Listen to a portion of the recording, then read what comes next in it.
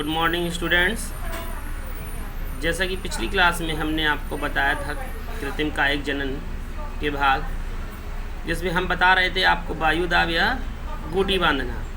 ये डेफिनीशन कल हमने कंप्लीट करा दी थी।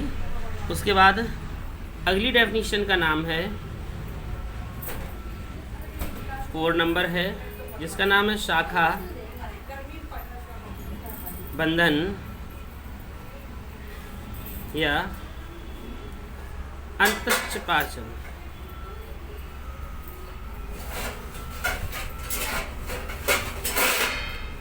जिसे हम कह सकते हैं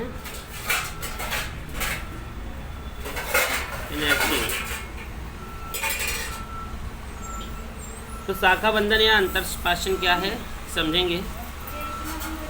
ये विधि में जैसे एक पादप में अच्छे गुण हैं और दूसरे पादप में अच्छे गुण नहीं हैं, तो शाखा बंधन के द्वारा जिस पादप में अच्छे गुण नहीं हैं तो अच्छे पादप के गुण उस शाखा में कैसे आ सकते हैं, ये हम आपको बता रहे हैं। तो इस विधि में एक निम्न जाति का पादप लेते हैं और एक उच्च जाति का पादप लेते हैं।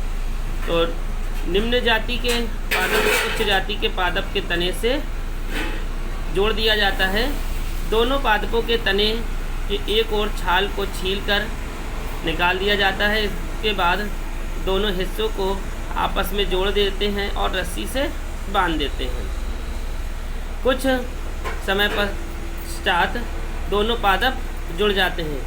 इस प्रकार उस पादप में जो निम्न पादप था उसमें उच्च जाति के गुण आ जाते हैं। तो इस तरीके से ये शाखा बंधन करके हम लोग निम्न पादपों में निम्न जाति के पादपों में उच्च जाति के पादपों के गुण को ले लेते हैं। तो ये विधि होती है आम में, लीची में, अमरूद में आदि में। तो इस विधि का प्रयोग किया जाता है। तो इसे हम डायग्राम के द्वारा हम आपको बता रहे हैं कि किस प्रकार से शाखा बंधन होता है। जैसे एक ये हमने ले लिया उच्च जाति का ये पादप है,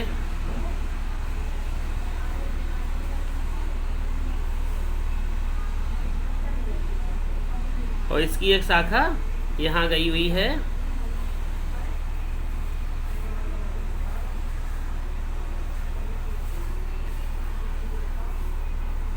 अब यहाँ पर हम एक निम्न जाति का पादप लेते हैं, जिसे हम गमले में लगा हुआ रोपित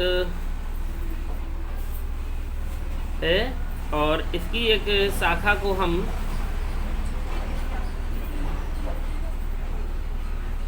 आप देख सकते हैं कि किस प्रकार से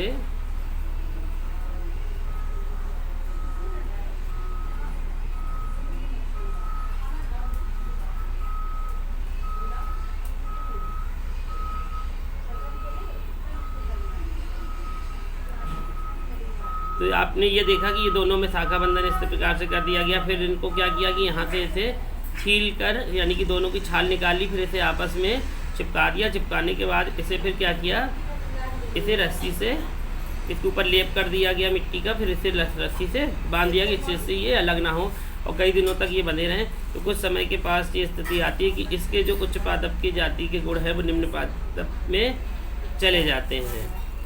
तो ये शाखाएँ हैं और ये दूसरे पादप की शाखा है, इसके गुण इसमें आ जाते हैं। तो इस प्रकार से हम लोग निम्न जाति में उच्च पादपों के गुण को ला सकते हैं। तो ये विधि हमारी शाखा बंधन विधि कहलाती है।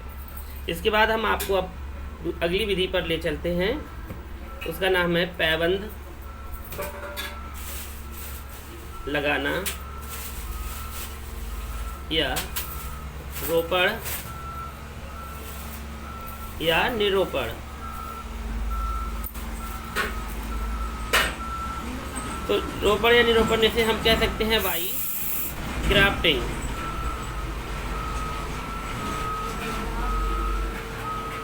वाई ग्राफ्टिंग इसे हम वाई ग्राफ्टिंग कह सकते हैं। तो ये पैबंद लगाना क्या है कि इसमें अशुद्ध जाति के पादप पर उच्च जाति या शुद्ध किस्म के पादपों को रोपित किया जाता है।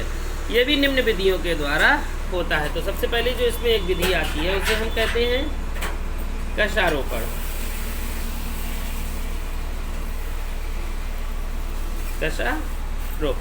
कशारोपण क्या है? तो इस विधि में निम्न किस्म की जाति के तने को तिरछा काट लिया जाता है, जिसे स्कंद कहते हैं, तथा उच्च किस्म की जाति के पादप को एक शाखा, स्थान या कलम में इस प्रकार तिरछा मिलाकर उसे जोड़ देते हैं और इसे रस्सी से बांध देते हैं। तो ये पैबंद लगाना विधि कहलाता है। फिर दोनों जुड़े हुए स्थान पर मोम पिघलाकर डाल देते हैं उसे, कि उसमें बाहर से वायु ना जा सके।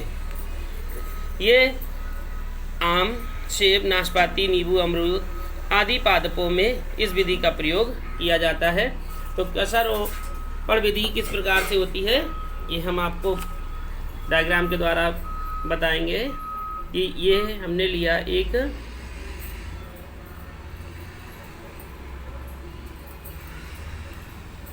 तना है, जिसे हम स्कंद कह सकते हैं, और यहाँ पर एक दूसरे तने को लेते हैं, निम्न जाति के तने को लिया ये,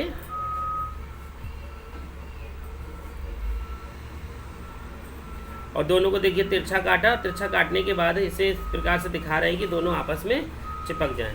अब ये देखिए ये दोनों क्या हुए, आपस में चिपका कर इसे बांध दिया। ये देखिए इसका जोड़ है, ये बांध दिया।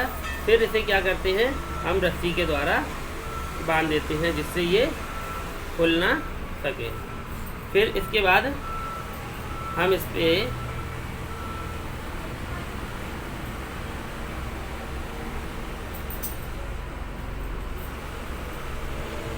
मोम का लेप कर देते हैं कि जिससे ये वायु अवरुद्ध हो जाए, इसके अंदर वायु प्रवेश ना कर सके।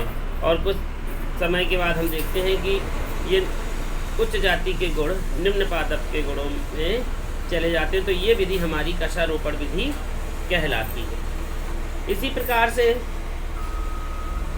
कई विधियां भी इसमें होती हैं। जैसे दूसरी विधि है जिहा कार रोपण। ये भी विधि इसी प्रकार से होती है। इसमें भी इस कंद को एक तिरछा काट लिया जाता है, फिर दोनों को आपस में जोड़ दिया जाता है। तो ये जिहाकार रोपण विधि कहलाती है। इसी प्रकार इसकी तीसरी विधि है, वो है कीलवत रोपण। कीलवत रोपण में एक इसी तरीके से इसे कील नुमा उसे काट लेते हैं निम्न पादप के स्कंद को, और उच्च पादप के स्कंद के बीच में उसे हम प्रवेश करा देते हैं। देखिए जैसे ये है, एक निम्न पादप लिया और इसे हमने कीलवत काट लिया, और उच्च पादप का हमने लिया और उसे भी हमने इस प्रकार से ये लिया, और इसमें भी हमने क्या किया, इस प्रकार से इसे गड्ढा इसमें कर लिया कि जिससे ये कीलवत इसमें प्रवेश कर सके। और फिर क्या करते हैं, इसे हम इसके अंदर प्रवेश करा के, ये देखिए इसके अंदर ये इसको कील को प्रवेश करा दिया। तो उच्च पादप के गुण निम्न पादप के अंदर चले जाते हैं। तो ये विधि हमारी कील रोपण विधि कहलाती है।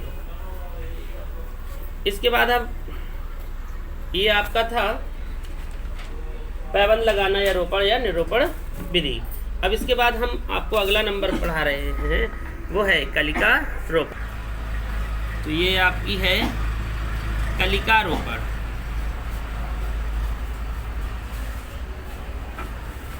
कलिका रोपण इसे हम कहेंगे बड ग्राफ्टिंग।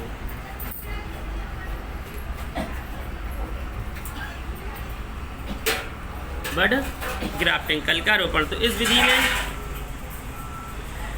स्यान, एधा या कुछ छाल युक्त कलिकाएँ होती हैं। इसमें निम्न किस्म के पादप के तने को छाल से एक गहरी तिरछी काट लगा दी जाती है, और उच्च किस्म की कलिका को इसमें रोपित कर दिया जाता है। जब कलिका स्कंद से जुड़ जाती है तो इसमें नई शाखा के रूप में ये विकसित हो जाती है। तो ये कलिका रोपण विधि कहलाती है।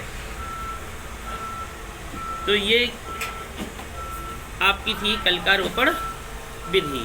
इसमें भी हम आपने देखा होगा कि जो पिछली विधि आपने पढ़ी थी पैबंद लगाना, ये भी उसी प्रकार से है कलिकारोपण। इसमें 2 विधियाँ होती हैं, टी कलिकारोपण और दूसरा फ्लूइड या ट्यूब कलिकारोपण। तो इसके बाद कल हम आपको पढ़ाएंगे सूक्ष्म प्रवर्धन, यानी कि सूक्ष्म प्रवर्धन क्या है।